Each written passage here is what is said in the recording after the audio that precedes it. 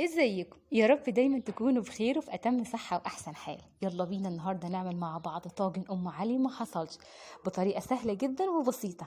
هنقدمه كمان بطريقة مختلفة هتعجبكم جدا. هتاكلوا احلى ام علي حرفيا بعد الفيديو ده.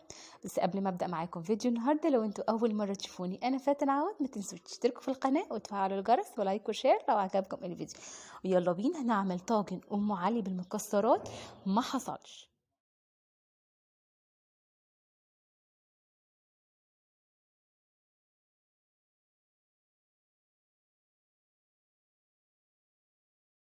في الفيديو النهارده هعمل معاكم ام علي بالباكيتات او العلب الجاهزه. طريقتها سهله وبسيطه، ما فيهاش مقادير كتير، وبتطلع لكم طاجن ام علي مظبوط ما حصلش. دي الماركه اللي انا استخدمتها من ماي واي. تقدروا تستخدموا اي نوع ام علي انتوا بتحبوه من الباكيتات الجاهزه. بتلاقوا جوه العلبه كيس فيه عجينه الباف بيستري او الملفي بتاعه الام علي، وكمان هتلاقوا كيس من المكسرات. انا هزود كمان شويه اضافات هتاخد الطعم في حته تانية وهتظبطها جدا. هنبدأ أول حاجة هنجيب الطاجن الفخار بتاعنا أو بايركس أو طواجن صغيرة زي ما تحبوا على حسب عدد أفراد الأسرة واللي هتعملوه. هنفتح الكيس بتاع عجينة الملفي أو الباف بيستري وهنفضيه في الطاجن بالشكل ده، وعليه ميكس بتاع المكسرات. أنا هنا كمان زودت شوية من المكسرات مع جوز الهند الشرايح، ودي اختياري طبعا لو انتوا حابين. هزود كمان معلقتين كبار من السكر على المقدار ده. هتديكم تسكيرة مظبوطة جدا، مش مسكر قوي ولا سكره خفيف. طبعا كمية السكر تتحكموا فيها زي ما انتوا حابين. هقلبهم كده مع بعض كويس جدا لحد ما كل حاجة تختلط والمكسرات تتوزع في كل أنحاء الطاجن مع بعض. بعد كده نيجي لكمية اللبن على قد الطاجن ده. لو انتوا بتحبوا ام علي تكون فيها صوص زيادة او كمية اللبن فيها زيادة تقدروا تزودوا. انا بحبها تكون ماسكة نفسها شوية وفيها كمية من الصوص معقولة. على الكمية دي هحتاج كوبايتين من اللبن كامل الدسم. هنغليه على النار لحد ما يسخن كويس جدا. ما ينفعش ابدا نضيف اللبن على ام علي يكون بارد والا هتعجن معاكم. لازم اللبن يكون سخن. بعد ما سخنا اللبن بننزل بيه على مقادير ام علي في الطاجن، بحيث تغطي لي كده كل المقادير. لو زي ما قلت لكم، لو انتوا بتحبوا الصوص بتاعها يكون زياده نقدر نزود نص كوبايه كمان او كوبايه كمان من اللبن.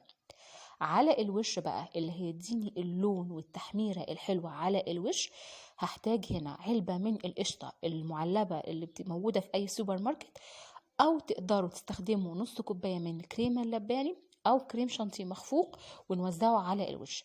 عندكم اي اختيار من التلاتة تقدروا تضيفوه عشان يديكم تحميرة حلوة ولون ذهبي كده ما حصلش على الوش.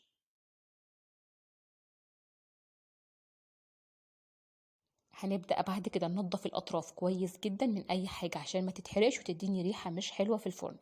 هتدخلوها تحت الشواية بس لمدة 5 دقايق أو 7 دقايق على نار متوسطة تحت الشواية، وهناخد بالنا منها لحد ما نوصل لدرجة التحمير واللون الذهبي الحلو على الوش بالشكل ده. أخدت اللون الحلو كده.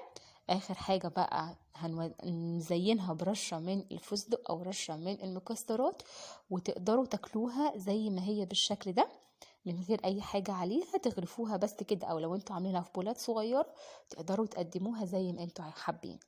ام علي تتاكل سخنه، يعني تخرج من الفرن تتاكل سخنه. لو عندكم ضيوف او حابين تعملوها يبقى نجهز كل حاجه ونضيف السائل اللبن اخر حاجه وندخلها تحت الشوايه عشان تخرج سخنه كده وبتغلي واخده اللون الحلو ده. نبدأ بعد كده نغرفها في طبق التقديم، وهقول لكم ازاي تاكلوا احلى ام علي حرفيا. ميكس جديد هنعمله مع بعض. جربتوا قبل كده انكم تاكلوا ام علي مع الايس كريم؟ صدقوني الميكس مع بعض خطير. حلاوة وقرمشة ام علي مع السقعان بتاع الايس كريم والنعومة كده بتاعته والطعم الكريمي. الميكس مع بعضه خطير بالظبط زي ما بناكل المولتن كيك مع الايس كريم. جربوا الميكس الايس كريم مع ام علي، مش هتاكلوها غير بالطريقة دي، بجد طعمها مختلف. هتاكلوا الطاجن كله كده من حلاوته. دي كانت الوصفة بتاعتنا النهاردة، وده الفيديو بتاعنا. اتمنى الفيديو يكون عجبكم وتجربوها وتقولوا لي جربتوها مع الايس كريم والطعم كان عامل ازاي. كالعادة كنت انا معاكم فاتن عوض، اشوفكم على خير الفيديو الجاي والوصفة الجاية. ما تنسوش تشتركوا في القناة وتفعلوا الجرس ولايك وشير لو عجبكم الفيديو، والسلام عليكم.